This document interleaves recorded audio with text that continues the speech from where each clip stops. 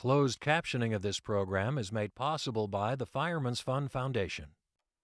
We say we owe them the money. Governor Jerry Brown signs and vetoes more than 500 bills. Who are the winners and losers? And the state comes up short, $700 million in expected revenues. The story behind the sudden resignation of Oakland Police Chief Anthony Batts. Early voting kicks off in San Francisco's first mayoral race to use ranked choice voting, with 11 major candidates vying for the job. The Netflix flick returns to one service with higher fees. Coming up next.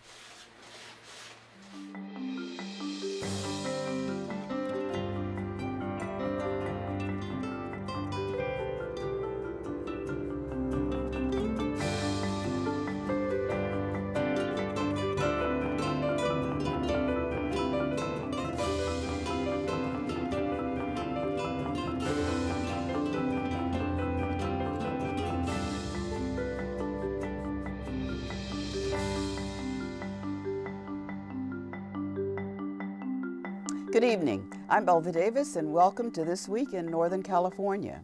Joining me tonight on our news panel are Tom Vakar, consumer editor for KTVU News, and Rachel Gordon, City Hall reporter for the San Francisco Chronicle, Cecily Burt, reporter for the Oakland Tribune, and Josh Richmond, legal and political affairs reporter, also with the Tribune. Well, Josh, out of the hundreds of bills that were on Governor Brown's desk for his signature, what were the most significant ones? Well, Belva, significance always lies a little bit in the eye of the beholder, and Jerry Brown managed to confound a lot of people by sort of pleasing and displeasing people on both sides of the aisle and on both sides of a lot of issues in equal measure. A very Jerry Brown kind of performance. You know, the rhetoric this week was governed from the middle, defied description, split the baby. He calls it the canoe theory. You got to paddle on the left and on the right to have a straight course. So, for instance, some of the more significant bills to make Democrats happy, he signed a bill that requires all ballot measures to be moved to November elections, which is significant because there's better turnout, which tends to favor Democrats in this state.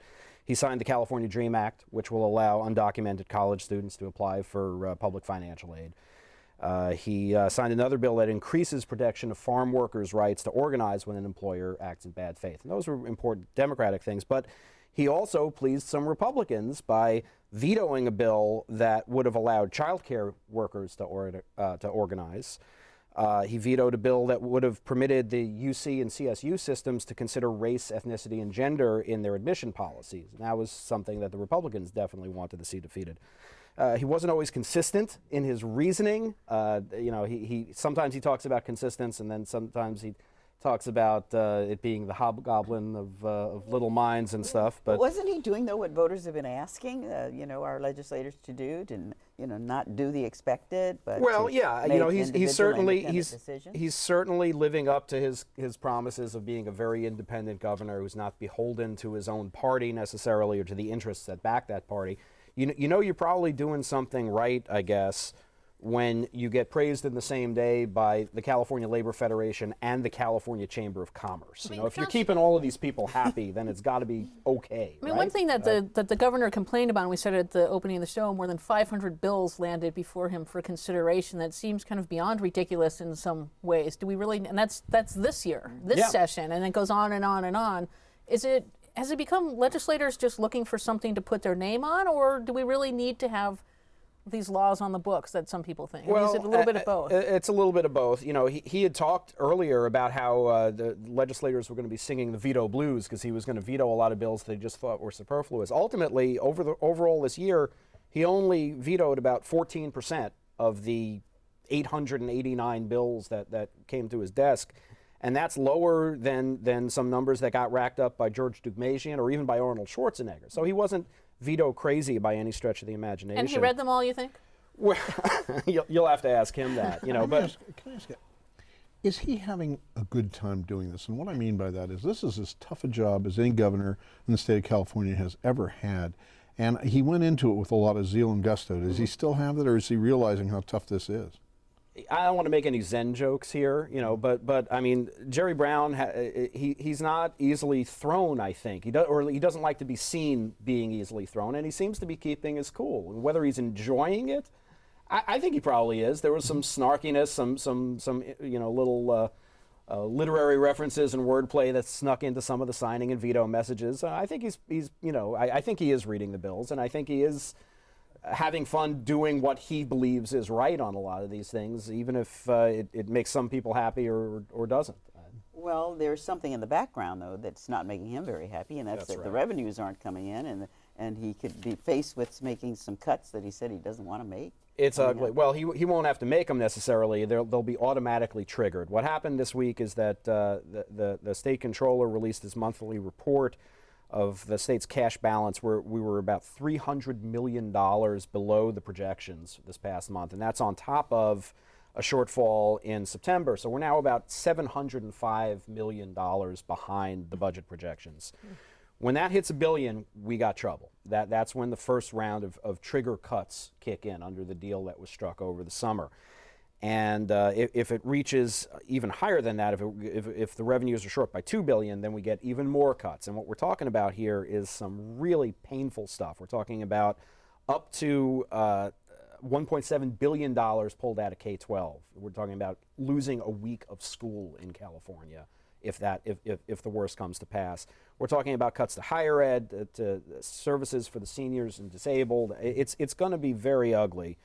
And we won't know till December exactly what's going to happen, because it's going to be based more on next year's cash projections, not the shortfalls that have existed. Is there, besides the cuts, is there any talk at this point of trying to resurrect the sales tax that had expired or other revenue measures, or is that off the table now? Well, or for the time being? I wouldn't say anything's off the table, and I think the fact that Jerry Brown did manage to come out of this legislative session getting praise from both labor and from big business means that if he does go looking for some sort of revenue adjustment next year, maybe they're less likely, they may not support it, but they may be less likely to shell out a whole lot of dough to oppose it as well. I think he's trying to keep people in a place where he can come to them for support. I sort of cut you off. Were there other important bills, a couple more that you wanted to mention? Oh, there are talk tons. The shark fin. We could talk about the shark fins. Sale, trade, and possession of shark fins is now illegal for all those people who enjoyed their shark fin soup. You can no longer buy alcohol at a self-checkout in California, which was something that was supported by both law enforcement, but also by the labor unions who employ grocery clerks. You will be able to buy syringes at pharmacies without a prescription, which is something that Governor Schwarzenegger had vetoed last year. A whole slew of interesting things that sort of got lost in some of the hubbub this week, but there was a lot to dig into. Well, he really came from some circumstances that required creativity in Oakland, where they still need more creativity over there, because we just have another story that just boiled over this week, and that was about the current mayor, Jean Quan, and her police chief, who decided to part ways this week. Yes, he did. Cecily, tell us about that. Well, yes, Chief Anthony Bath did announce that he was resigning, and it surprised people. Its suddenness surprised people, but in reflection, I suppose it shouldn't have surprised too many people. If you recall, he was a finalist for the San Jose police chief job earlier this year. And when he didn't get that position, he had to think about whether he was going to stay in Oakland. He said he needed a couple of weeks to think about it. And so there you go. 2 years in, he's out. He didn't fulfill his 3-year contract. And now a new person that's risen from the ranks is stepping in. Cecily, this comes at a time, I mean, it's not changed from what it's been like in Oakland, but crime is really on a lot of people's mind. They're the residents, the merchants. We've had some tragic events there when young kids have been shot just walking on the streets with their family. How does the mayor handle this now, and the city council and the new police chief coming in? I think that the residents must be a little skittish about the instability going on right now in the police department. Well, the residents are very concerned. The council is concerned. I would have to think that the mayor is concerned. There was a poll that was just released that showed that her numbers are dwindling, that people are losing confidence in her ability to do something about crime. It's a real issue. There's the homicide rate is creeping up. We have I think there's 91 homicides already this year. There was 95 total all of last year. And as you say, people are, young children are getting shot in broad daylight. So it's sort of the wild, wild west out there. And then aside from that, you have a police chief who's getting pulled in different directions. Whether it was Batts or whether it's the new interim chief, Howard Jordan, he is getting pulled. You have a council that wants curfews or anti-loitering or gang injunctions, and then you have a mayor and some other parts of the council who are saying no, no, no, no, no. You have one community who's asking for more police, and then you have others that are didn't opposing Dad that. say he has like 11 bosses he had to report to as well, that he couldn't do his job? Right, he does. Jean Kwan and her advisors are very, very hands-on, and he has said it's made it difficult for him to do his job. He's also has to answer to the federal court. There's a negotiated settlement agreement from the rioters case, the police misconduct case, that's still hanging out there and keeps getting extended. And the latest report was that they had not met. They weren't doing a good job of keeping up with those mandates from the court. And so he has that hanging over his head. He has these. All these bosses that he's reporting to. He's got, the community really loves him. They like that he goes out there. So but how does the community and the rank and file in the police department and city council seem to feel about Jordan? Well, I think that they obviously, the mayor appointed him as interim chief. This will be the second time around for him. If you recall, he was interim chief in 2009. When the 4 police officers were shot and killed. And he did a very good job, and he wanted the permanent job then, but then Mayor Ron Dellums hired Anthony Batts from Long Beach. I think that the rank and file like him. He's a homegrown person, if you will. He came up from within the ranks. He served on the school as a school's police chief, so he's very, very well known, and I think that will bode well for him. And Anthony Batts, do you see him going back into law enforcement?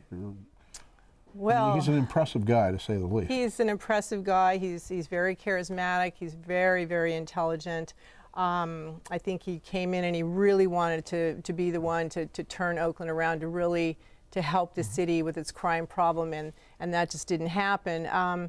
He could retire with practically his full pension, and I've heard that he's going to be teaching a class at Harvard. So whether he goes back into law enforcement, I don't think so. We didn't mention this, but there were really some pretty rough feelings between the mayor and the police chief from the beginning. She said that she offered him the opportunity to leave earlier. Well, I think early on, whenever there's a new change in the regime, a new administration, that's one of the questions that you ask. Will you keep your city administrator? Will you make changes there? Will you keep the police chief? And she wasn't ever like an emphatic, oh yes, like a ringing endorsement. But then again, she didn't. I'd never heard that she was wanting him to leave. Well, there will be more on this. In fact, you can tune into Forum on KQED Public Radio on Monday morning at 9 to hear more about the Oakland Police Department and its problems. Thanks, Cecily. Well, in San Francisco, you've got an unusual situation. 16 people running for mayor, among other things.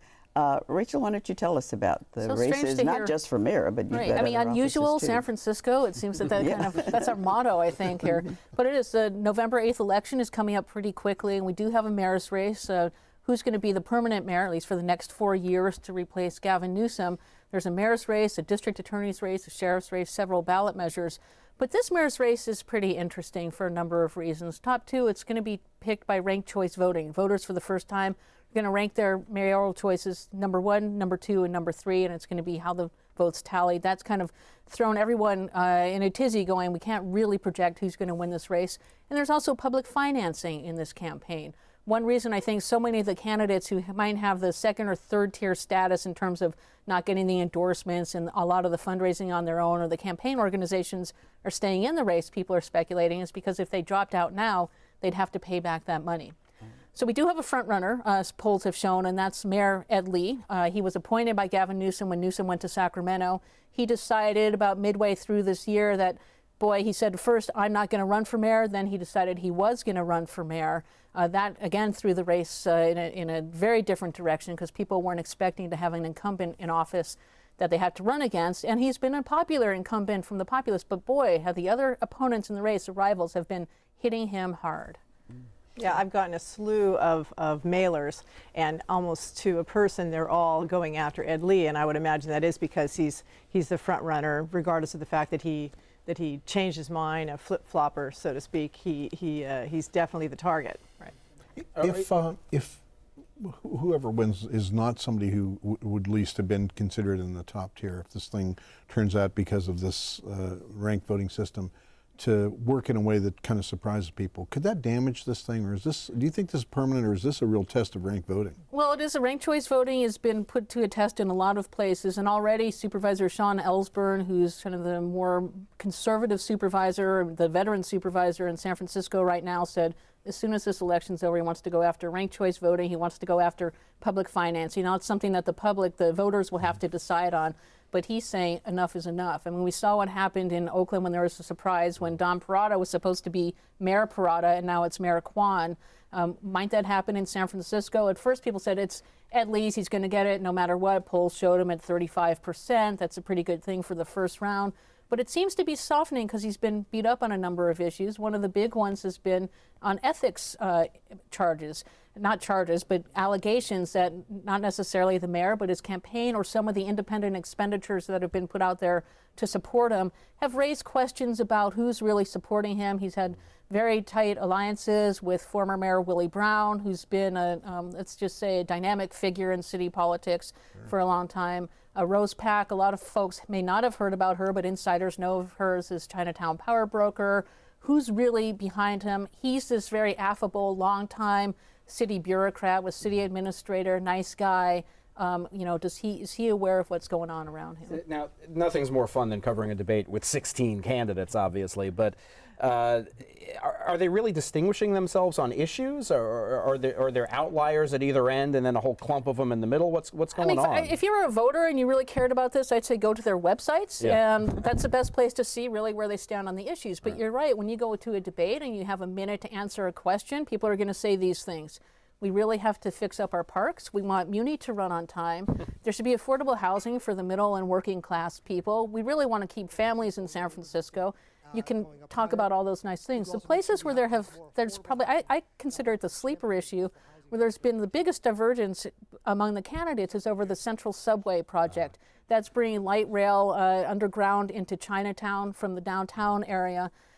Ed Lee has been very forceful on that, and City Attorney Dennis Herrera was originally for it, but now he's saying that it's a bad project, it's a boondoggle, it's too costly for the number of people it's going to serve.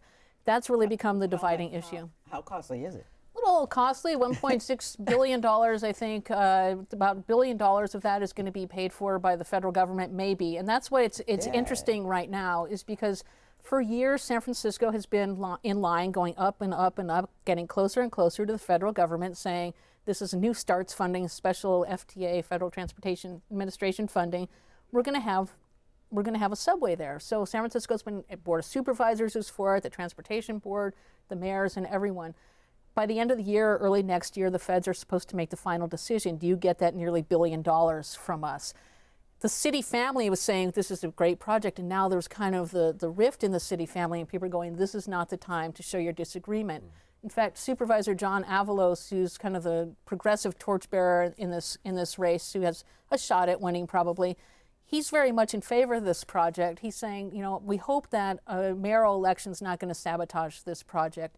David Chu, the Board of Supervisors president, who's in favor of it as well, is saying great cities build subways. Why turn this down? Other folks are saying it's just going to bankrupt Muni even more. Well, Rachel, hasn't the work on that already started? I mean, how do they? I mean, what if they don't get that money? Right. What happens then? Well, I think a few $100 million, peanuts, budget dust in capital projects has already been spent for getting the project kind of rolling. But really, the big money hasn't gone through.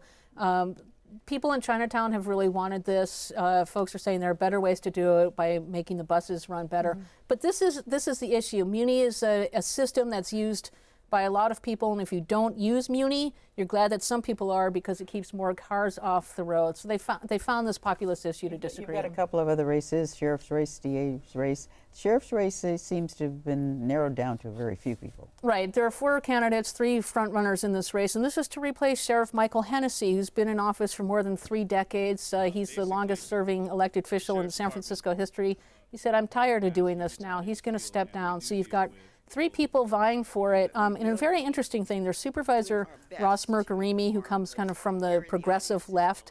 Chris Cunning, who's the former head of the Police Officers Association, a former beat cop, who also has been very involved in drug treatment programs. So he kind of comes with the treatment thing. And then Paul Miyamoto, who's a captain in the Sheriff's Department, is saying that, if anyone's going to carry out Mike Hennessy's legacy, I'm the one who's going to be able to do it. And some folks say you need an outside eye on that. So that's an interesting race. The latest poll has shown that those 3 are also running neck and neck, and it's ranked choice voting there as well. And they're all very polite. I watched their debate. I moderated a debate, and the audience was even very polite. Yeah. And Sheriff Hennessy, as in he endorsed Mercarimi? He has endorsed Mercarimi, and it's interesting how people are playing up their ties to him. So Mercarimi says, I have his endorsement. Paul Miyamoto, the captain, says, I have his professional endorsement because he's promoted me through the ranks. And Chris Cunning said, well, he's the one who picked me. He was an undersheriff for a little time as well, so he liked what I did. All of them said that they're going to carry on this very innovative programs that the sheriff put in place, which is really emphasizing treatment, education, other areas like that, not just pure punishment, to try to make the folks not land back in jail once they're released. Well, the big elephant in the room is ranked choice voting, and I love it. The League of Women Voters always have a person come up front, like a kindergarten teacher, and take the audiences through it. Well, there might have been an opportunity for the next topic, Netflix, to have done better had they had somebody come to the front of the room and say, What were they thinking is here's a company, South Bay-based company, phenomenal company, 25 million customers. 6 weeks ago, it was the darling of everybody, almost a cult-like kind of thing where, oh, I love Netflix, I'm not going to pay for those cable things, and I get this, I can get all these DVDs that I want, and there's streaming stuff, and this is just the greatest company. And then they decide, out of the clear blue sky, and it was pretty much out of the clear blue sky because their costs really are going up, to say, well, we're going to do this different now. Instead of doing one big service, we're going to have 2 services. One will be the DVD by mail thing that we've done since the beginning, and the other is going to be streaming. And instead of costing $10 for both services, it's going to cost you $8 for each, or $16, which is a 60% rate increase, which set off an internet tirade, the likes of which most people have never seen. It is somewhat akin to Bank of America saying, well, we're going to lay 30,000 people off, but guess what? To make up for that, we're going to charge you $5 every month you use your debit card. I mean, it's just like these companies are paying no sense to their customers. And in the case of Netflix, this could have some very significant downside, because it is reported in September alone they lost 600,000 subscribers because they were that angry. Now, will they keep losing customers? Maybe, but for a lot of people it is so much cheaper, even at this higher price, than cable television, that they've certainly got some goodwill built up there. That's kind of the gist of it. But the behind the scenes thing that's going on is that the costs that are being demanded of them from the people that supply them programming are very high. In fact, they just made a deal a few days ago with Time Warner and the CW for $1 billion to get the rights to stream 8 of their entertainment programs. $1 billion. Now, this is for many years, but the bottom line is this is a lot of money, and that money's got to come from somewhere, and that money's going to come from where? It's going to come from the subscribers to Netflix. Tom, let me ask you with this, how Netflix handled it. Was it the fact that they raised the subscription fee 60%, or was it the way they did it that angered people? I think it was both. I think it was out of the clear blue sky, and I think it's just like people are so upset about the way things are going in general. And there are a few things that you really rely on, and you feel like you're cuddly and warm with it. And that was absolutely the customer feeling towards Netflix. It was just one of those warm, fuzzy things.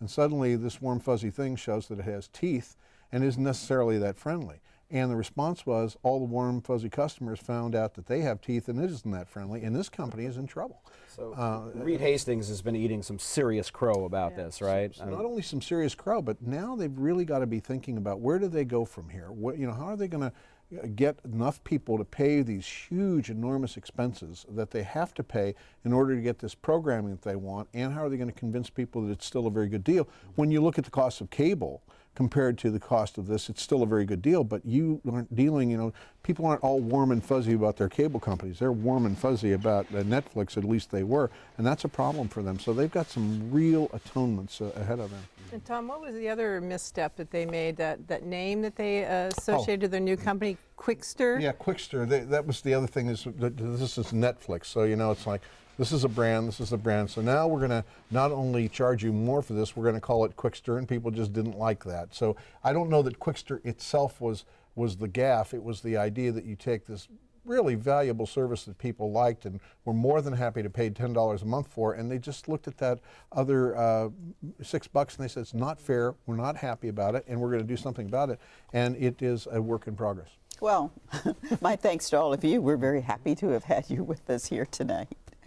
Well, visit kqed.org/thisweek for archived segments and complete episodes, to subscribe to our newscast and our podcast, and to share your thoughts about the program. And you'll find a link there to coverage of the election by KQED News. In fact, on October 28th, we will have a special segment on ranked choice voting. I'm Belva Davis. Thank you for watching. Good night.